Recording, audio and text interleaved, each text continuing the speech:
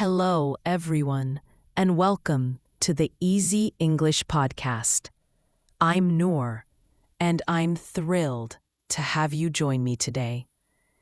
If you've ever felt completely lost trying to understand native English speakers, don't worry. You're certainly not alone. Perhaps you've diligently studied English grammar, memorized thousands of words, and watched countless TV shows and movies in English. Yet when a native speaker talks at their natural pace, it still feels like an incomprehensible blur. You might hear words, but they vanish instantly, leaving you struggling to focus as everything sounds too fast, too casual, or even mumbled. Why does this happen? More importantly, what can you do to fix it? Today, we're diving deep into this common challenge, exploring the primary reasons why even advanced learners find it difficult to understand native English speakers. But rest assured, we won't just discuss the problems. I'll guide you through practical, simple strategies to train your ears, sharpen your listening skills, and boost your confidence in understanding real, everyday spoken English. We'll also incorporate exercises and real-life examples throughout. So make sure you stay with me until the very end and practice along. Let's begin and uncover what's truly happening when you struggle to catch what native speakers are saying. One of the biggest reasons learners struggle to understand native English speakers is that real-life spoken English differs significantly from what's found in textbooks or taught in classrooms. Native speakers often speak quickly, connect their words, use contractions, reduce sounds, and even drop certain syllables entirely. This makes their speech sound like a continuous stream of blended sounds rather than distinct individual words. For instance, instead of saying, "What are you doing?" a native speaker might say, "What you doing?" Similarly, "I am going to let her know" often becomes, "I'm gonna let her know." If you're not accustomed to this, it can be very difficult to follow the conversation. Many English learners make the mistake of only learning the dictionary form of words or very clear formal sentences. While this is helpful for exams, it's not practical for real conversations. Think about the last time you watched a movie or listened to a podcast in English. Did you catch every word? Or did it feel too fast or unclear?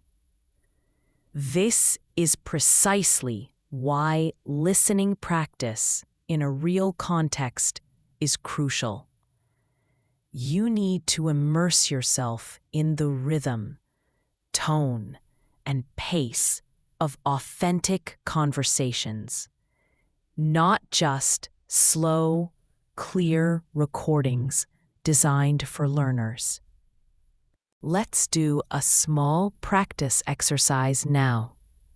I'll say a sentence the way native speakers often do, and you try to guess the original or full form of the sentence. Are you ready? Here's the first one. Going to grab some coffee. Did you catch that?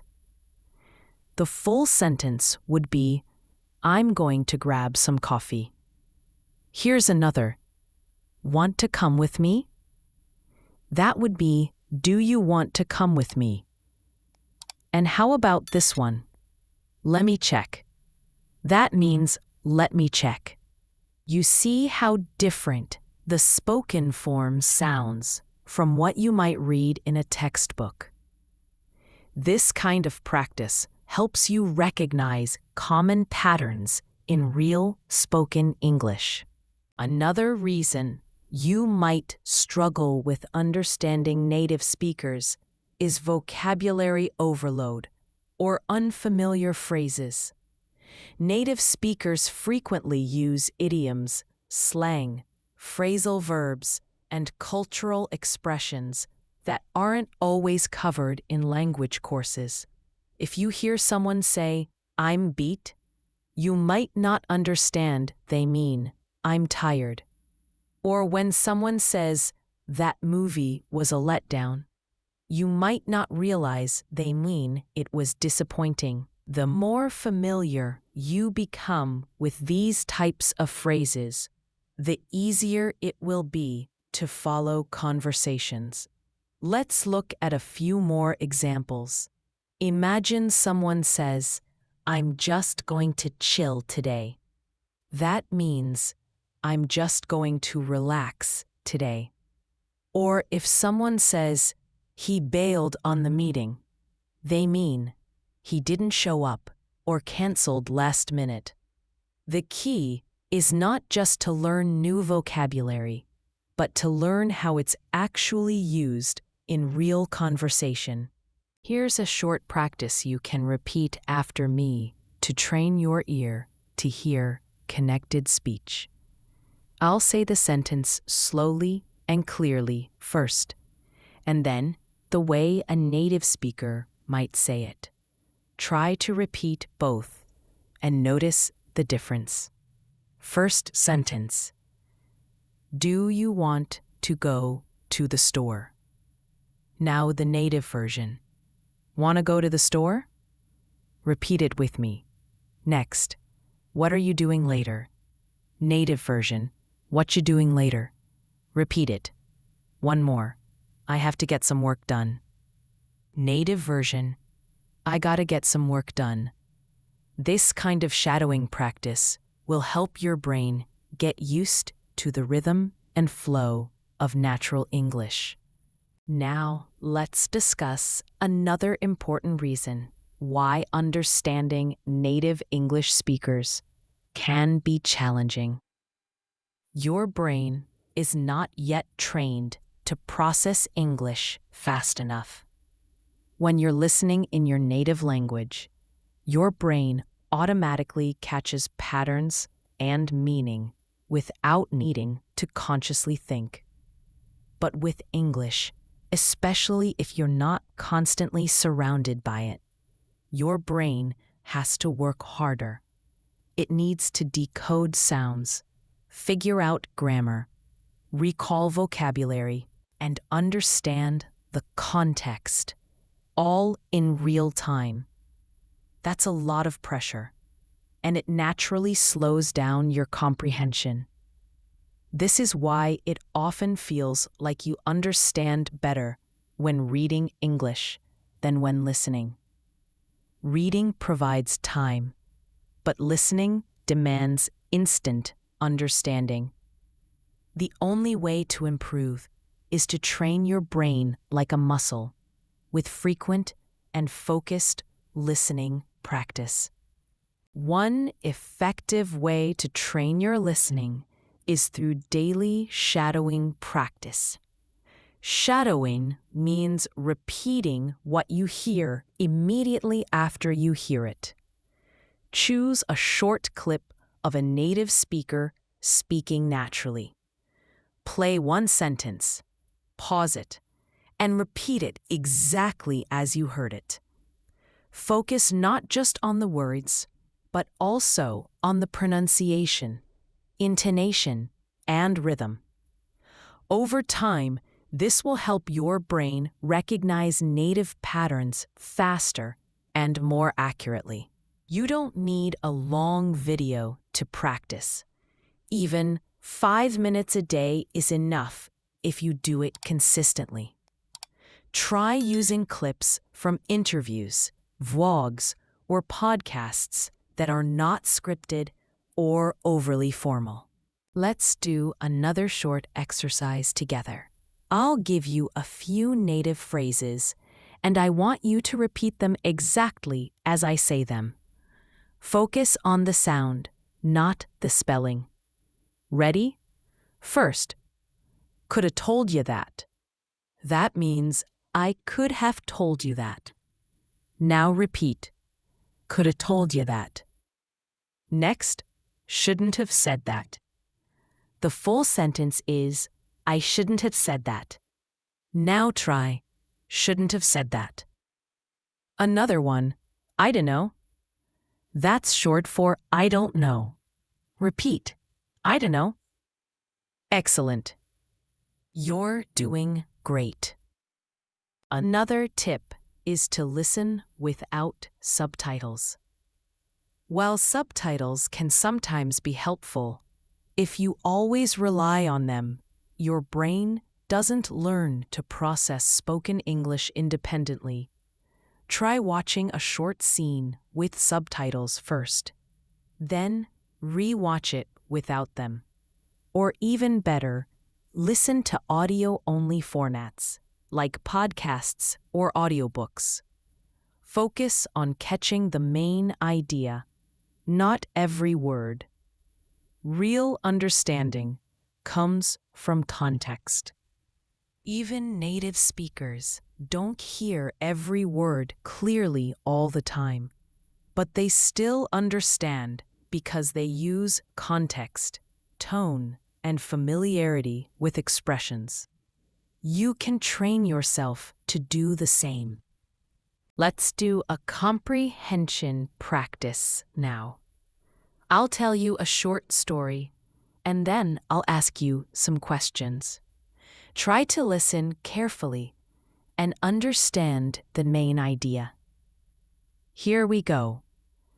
Yesterday, I was walking down the street when I bumped into an old friend, Sarah, I hadn't seen in years.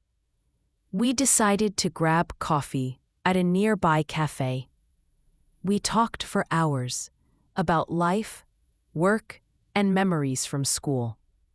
It felt like no time had passed at all. Now, who did I meet? What did we do? What did we talk about? Try to answer without looking back. This is how you train your brain to catch meaning in real time. Now that you understand why native English can sound so difficult, let's talk about how you can change your approach to make faster progress. One key idea is to stop translating everything into your native language. This habit slows down your brain and creates a gap between what you hear and what you understand. Instead, try to think in English as much as possible. This doesn't mean you have to be perfect, but even small steps can help. For example, when you see something in your home, say its name in English in your mind. When you're doing something simple like brushing your teeth, think, I'm brushing my teeth. This may seem small, but it builds the habit of using English directly in your brain, which helps immensely when you're listening to real conversations. You can also improve your understanding by focusing on listening for meaning, not individual words. Native speakers don't always pronounce each word clearly, but the overall meaning is still there. Let's say someone says, "He's been working like crazy lately." You may not catch every word perfectly, but you can understand from the tone and keywords that the person is working very hard. Don't worry if you miss small words. Try to catch the big picture. Let's practice with another short conversation. Listen carefully and then try to explain what happened. Here it is. A. Hey, you coming to the party tonight? B. Can't. Got tons of work. Maybe next time. Now, what do you understand from that? Person A is inviting someone to a party. Person B says they can't come because they have a lot of work.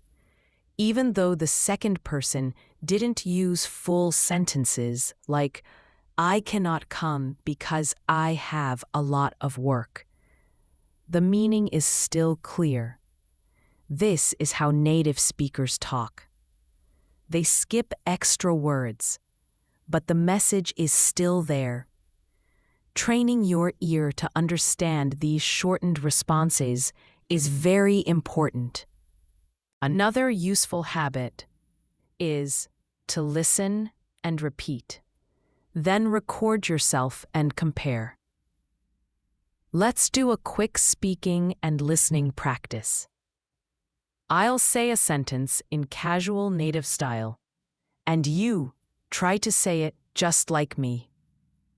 Then, if you can, record yourself and listen to how close your version is.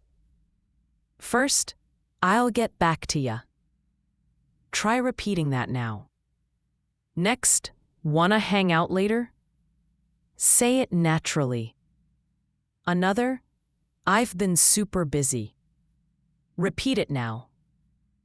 When you do this regularly, you'll begin to hear the differences in how native speech flows, and your own listening skills will improve along with your speaking. Also, don't worry too much about perfect pronunciation when you're practicing listening. The goal is not to sound like a native speaker. It's to understand them. With time, your pronunciation will improve naturally. But first, focus on tuning your ears. If you live in a non-English speaking country, you can still surround yourself with English through podcasts, music, YouTube videos, and audiobooks. Choose topics that interest you. If you enjoy sports, watch sports commentary. If you like cooking, follow English cooking channels. The more interested you are in the content, the more likely you'll pay attention and absorb the language. Let's do one last listening activity. I'll describe a short routine at a natural speed. Listen, and then tell yourself what I did. This morning, I hit snooze a couple of times before finally getting up. I grabbed some toast, skipped coffee because I was late, and ran to catch the bus. Luckily, I made it just in time. What happened here? I woke up late, ate quickly, and rushed to catch the bus. If you got that, you're already training your brain. Let's now focus more on the rhythm and music of English. Every language has its own natural rhythm, and English is a stress-timed language. That means some words are stressed more strongly than others, and the time between stressed words tends to stay consistent. Native speakers don't say every word at the same speed or volume. They stress content words like nouns, main verbs, adjectives, and adverbs, while reducing or swallowing function words like articles, prepositions, and auxiliary verbs. If you're used to stressing every word equally, English will sound very strange and difficult to follow. But when you start hearing and using this rhythm, you'll begin to understand native speech more easily. Let's do a small rhythm practice. I'll give you a sentence, and I want you to listen to the stress pattern and repeat it with me. First sentence: I really like your new jacket. Now listen again. I really like your new jacket. The stressed words are really, like, new, and jacket. Try saying it with that rhythm. Next sentence: she's been working on that project all day. The stress is on been working, project, and day. When you practice this way, you train your ear to notice what native speakers naturally emphasize. This helps you catch meaning, even if you miss some of the smaller words. You can also improve your listening by learning to predict what comes next in a sentence. This is called contextual prediction. Native speakers do it all the time. For example, if someone says, "I'm going to the," your brain automatically starts guessing what could follow: store, gym, office, mall.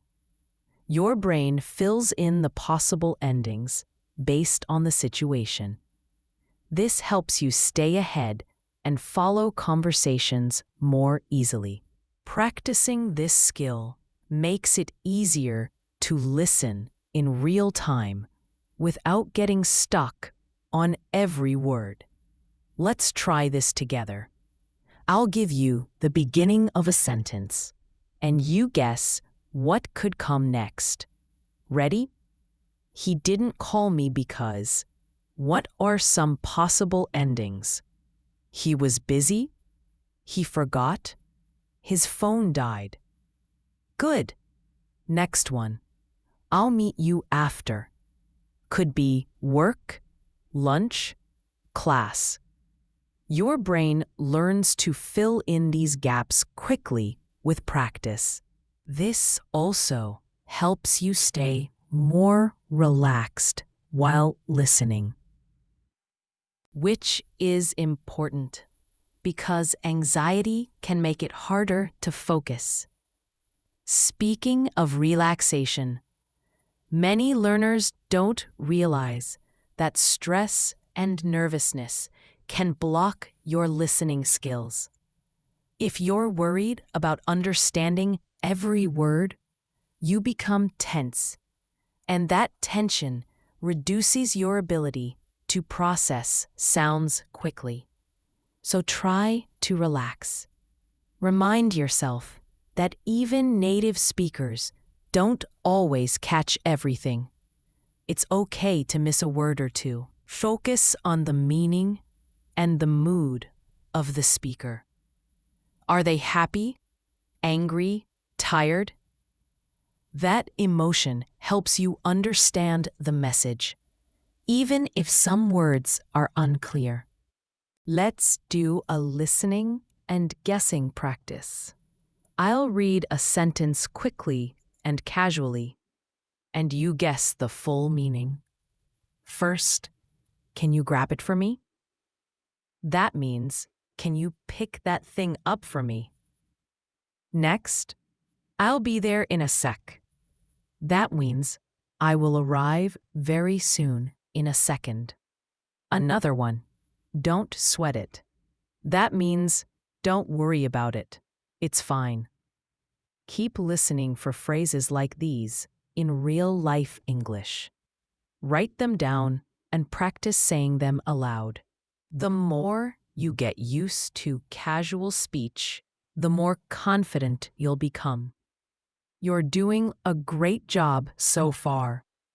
Remember, understanding native English is not about being perfect. It's about practice, patterns, and patience. Keep working with real English, and you'll start seeing results in your listening ability very soon. Now, as we wrap up, let's talk about how you can create a daily routine to improve your listening and understanding of native English. Like any skill, progress depends on consistency. Even if you spend just 15 to 20 minutes a day on focused listening, you'll start noticing improvements within a few weeks. The key is to choose real, natural English sources. This means movies, interviews, podcasts, YouTube videos, and conversations where people speak the way they do in real life, not the way they speak in scripted lessons. When you choose a piece of audio or video to practice with, engage with it actively, not passively. Don't just play it in the background. Sit down with a notebook or app. Listen to a short part, just 10 to 20 seconds, and write down what you hear. If you miss something, rewind and listen again. Check the subtitles if needed. Then try to say the sentence out loud. Repeat it several times until your mouth and ears both feel comfortable with the flow. This may feel slow at first, but it's one of the fastest ways to build natural listening ability. Let's do one final shadowing exercise together. I'll say a sentence casually, then repeat it slowly, and you try to shadow both versions. First, casual version. Want to grab lunch later? Now slower. Do you want to grab lunch later? Repeat both with me. Again. Can't believe it's already Friday. Slower. I cannot believe it is already Friday.